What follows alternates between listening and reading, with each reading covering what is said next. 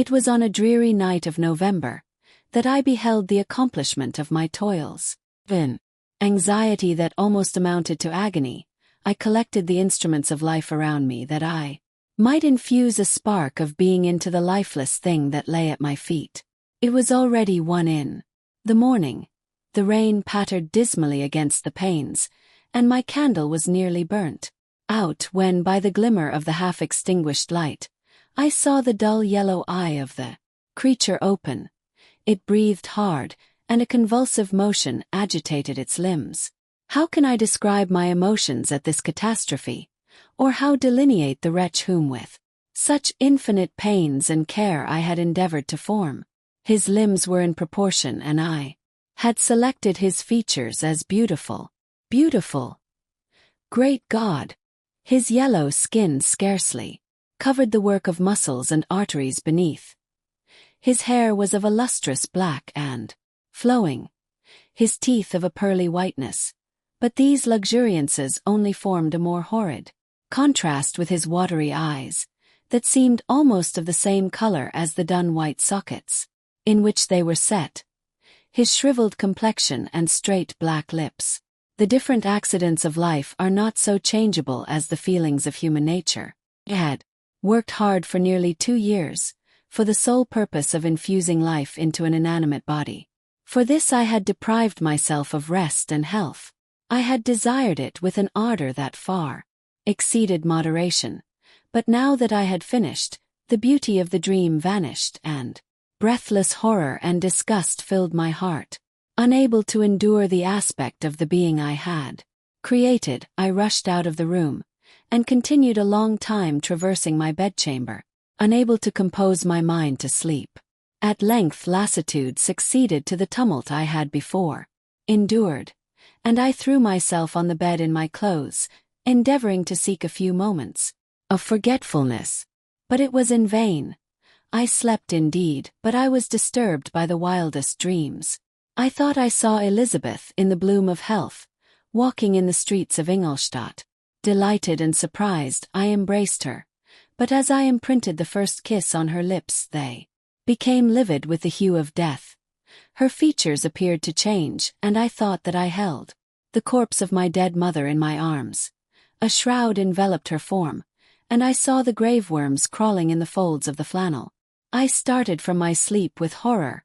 A cold dew covered my forehead, my teeth chattered, and every limb became convulsed, when by the dim and yellow light of the moon, as it forced its way through the window shutters, I beheld the wretch, the miserable monster whom I had created. He held up the curtain of the bed, and his eyes, if eyes they may be called, were fixed on me. His jaws opened, and he muttered some inarticulate sounds, while a grin wrinkled his cheeks. He might have spoken, but I did not hear. One hand was stretched out, seemingly to detain me, but I escaped and rushed down stairs.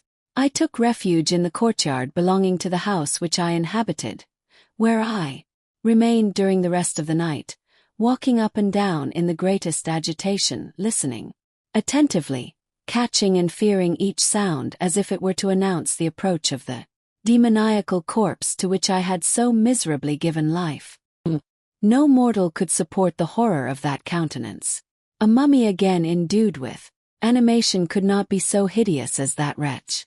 I had gazed on him while unfinished. He was ugly then, but when those muscles and joints were rendered capable of motion, it became a thing such as even Dante could not have conceived.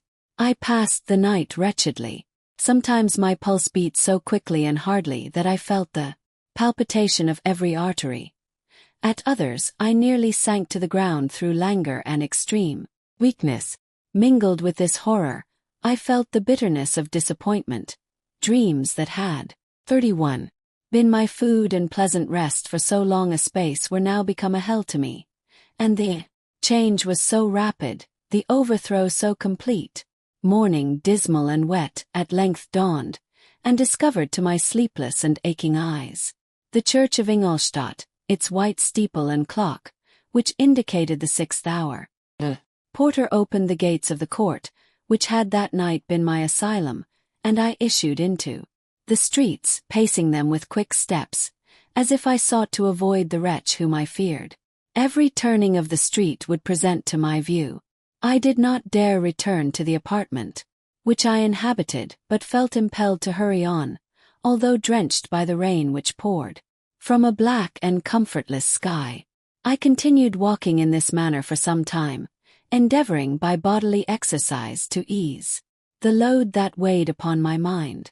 I traversed the streets, without any clear conception of where I was or what I was doing.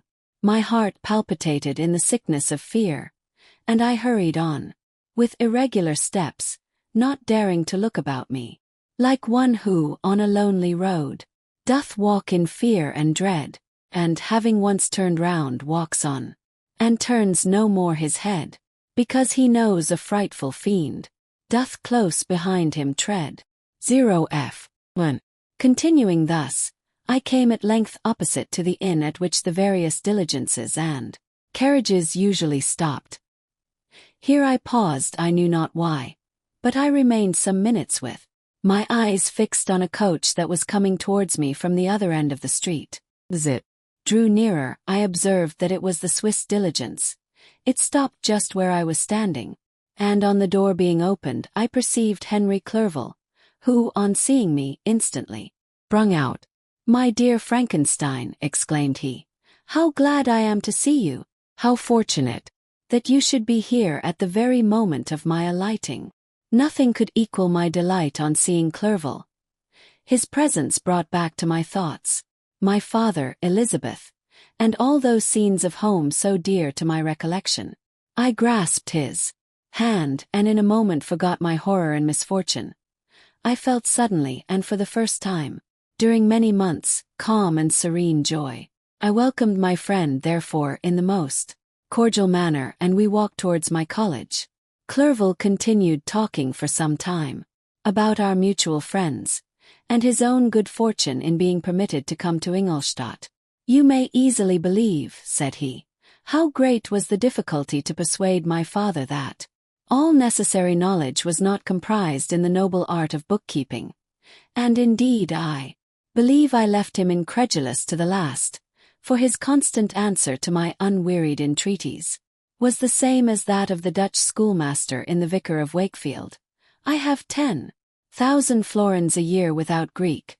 I eat heartily without Greek." But his affection for me at length overcame his dislike of learning, and he has permitted me to undertake a voyage of discovery to the land of knowledge. It gives me the greatest delight to see you, but tell me how you left my father, brothers, and Elizabeth. "Very well, and very happy, only a little uneasy that they hear from you so seldom. By I mean to lecture you a little upon their account myself. But, my dear Frankenstein," continued he, stopping short and gazing full in my face, "I did not before remark how very ill you appear, so thin and pale. You look as if you had been watching for several nights." 1. Coleridge's Ancient Mariner. 32. You have guessed right.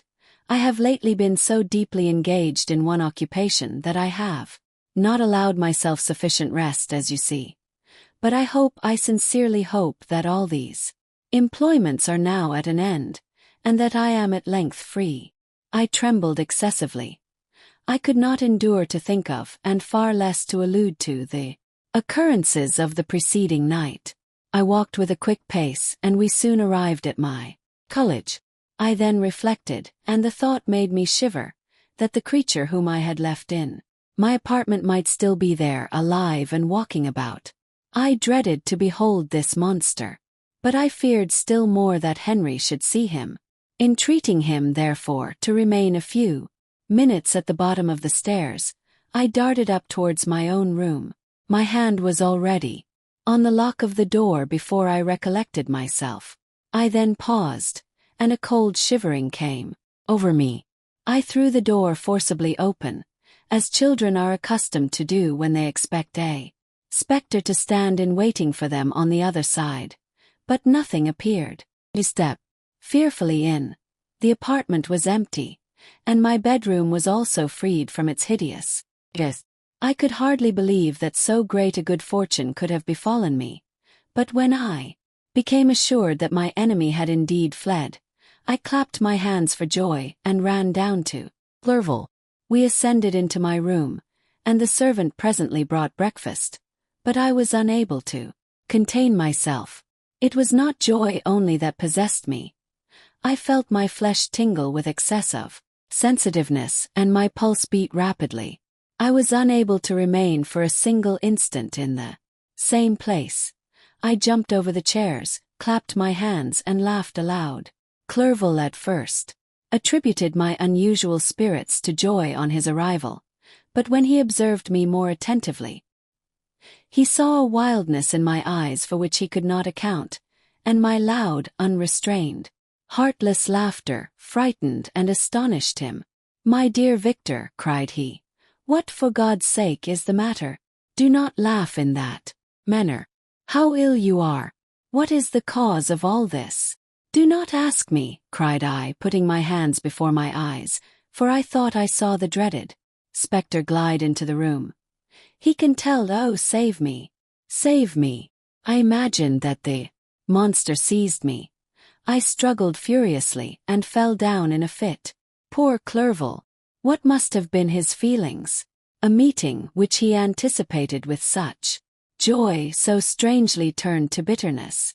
But I was not the witness of his grief, for I was lifeless, and did not recover my senses for a long, long time. This was the commencement of a nervous fever, which confined me for several months. During all that time Henry was my only nurse. I afterwards learned that, knowing my father's advanced age and unfitness for so long a journey, and how wretched my sickness would make Elizabeth, he spared them this grief by concealing the extent of my disorder. He knew that I could not have a more kind and attentive nurse than himself, and firm in the hope he felt of my recovery, he did not doubt that, instead of doing harm, he performed the kindest action that he could towards them. But I was in reality very ill, and surely nothing but the unbounded and unremitting attentions of my friend could have restored me to life. The form of the monster on whom I had bestowed existence was forever before my eyes, and I raved incessantly concerning him. Doubtless my words surprised Henry. He at first believed them to be the wanderings of my disturbed imagination, but the pertinacity with which I continually recurred to the same subject persuaded him that my disorder indeed owed its origin to some uncommon and terrible event. By very slow degrees, and with frequent relapses, that alarmed and grieved my friend, I recovered. I remember the first time I became capable of observing outward objects with any 33 kind of pleasure. I perceived that the fallen leaves had disappeared, and that the young buds were shooting forth from the trees that shaded my window. It was a divine spring, and the season contributed greatly to my convalescence.